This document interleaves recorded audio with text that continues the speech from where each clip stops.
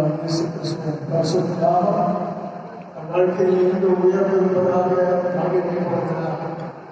தேவசன சபைகளின் விசுவாசிகள் ஊழியர்களும் இன்று இந்த இடத்தில் இந்த நிலையில் கூடி கர்த்தருடைய சமூகத்தை ஜபத்தினாலும் துதியினாலும் தொடுவதற்கு ஆண்டவர் நமக்கு தந்த நல்ல வாய்ப்புக்காக பெரிய சாதனைகள் ஆண்டவருக்கு மகிமை செலுத்தினார்.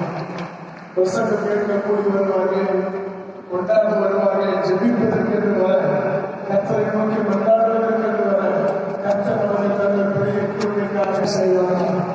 இதில் ஒத்துழைத்த அத்தனை கர்த்தருடைய ஊழியர்கள் சபைகளையும் அன்போடு நான் பாராட்டுகிறேன்.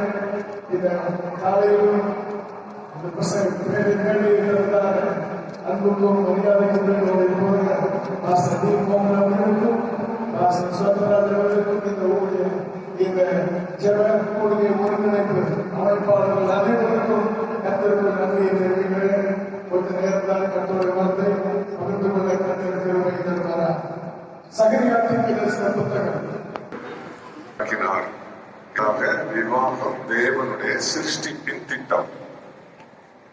மனுஷன் பாவம் செய்ததுனால அவனுக்கு ஏதாவது ஒரு பொண்ணை உண்டாக்கி கொடுத்து அவனுக்கு பார்ட்னரா வைப்போம்னு அவர் செய்யல.